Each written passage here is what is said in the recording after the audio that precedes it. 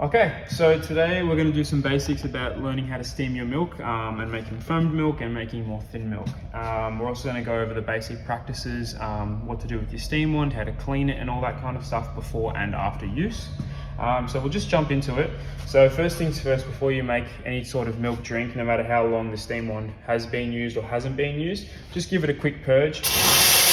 That's all it takes. The reason we do that is we just like to clear any of the water that's kind of turned into water vapor that's been sitting in the steam tip, and we get rid of that and flush it out so that it doesn't affect our texturizing of the milk essentially.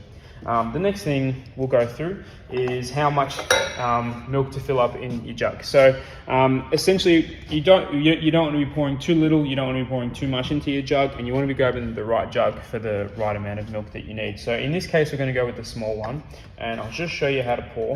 So once we pour that in, we typically don't want to go too much further than just below the lip. And the reason we do that is because when we're heating up our milk, obviously the heat makes the milk thicker and rises, and we want to be under control of the milk the whole time, and you don't want to feel like it's going to spill out at any time. So that's kind of your base level of how much you want to be filling up the jug. And the same thing applies if you're filling up a larger jug. So probably no more than about there for a larger jug. So relatively the same. About the bottom of the lip is where you're kind of aiming for, where either if it's slightly below or slightly higher is fine, but not much more. So we're going to grab our jug now, and same thing, we're just going to give it a quick little purge, no matter how long that's been sitting there. And what you want to do there is you just want to pick a side essentially. So you want your steam wand to be going into the milk jug, either on the left hand side or the right hand side. You don't want it in the middle there, because what happens is when you're steaming your milk, essentially what we're aiming for is a vortex in the jug. And if you've got it down the middle, it's going to try and force to go either side, whereas if you've got it on a side, it's going to nicely go around in a vortex just one way. So that's kind of what we're aiming for here. So as I said, I like to go on my left hand side. Now what you'll notice is there's a lip just there essentially where the steam tip touches the rest of the steam wand. What we want is about that much submerged, and the reason we want that is because we don't want our air injections straight away, because what happens is that essentially that just kind of texturizes the milk at the top but nothing down the bottom, and we want to get a little bit of a vortex going before we start to have any air injection. So we're about to start it up, but what we're going to do is we're going to have it sit there just like that. We're going to have it on for a couple seconds. It's just going to be nice and thin milk, and you'll notice that because you'll hear the kind of milk churning and you'll see the vortex straight away. And then we'll add a little bit of air just to start texturizing it. So that's the sound straight away. You can see the vortex beginning to form.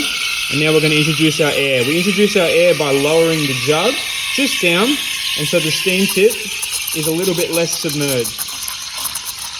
You want to do all your air injections towards the start, typically between the first 5 to 7 seconds, depending on how big your jug is.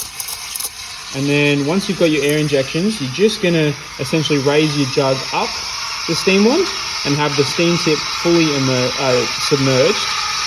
And it's just going to churn away for the rest of the time that you're heating your milk up. Now you might want to use a thermometer, that's fine. I kind of know based on how hot the jug gets myself. Once you've reached your adequate temperature, you're just going to turn it off, pull it down straight away, give it a wipe with a wet cloth, just like that. Give it a quick purge, and then straight here with your jug, you're just going to tap it on the bench just a couple times like that, and just give it a nice swirl. And you're just going to let it sit there for a second or two, not too long at all, and just let it texturize. And essentially now what's happened is your milk in your jug is now just forming. So it's not, at this point, it isn't fully foamed, it isn't fully thin, it's just forming right now. And you want a nice and glossy feel to it with a little bit of weight when you give it a swirl. And I think you can see that when you give it a swirl now. And once you've done that, you're basically ready to start your pour of the coffee.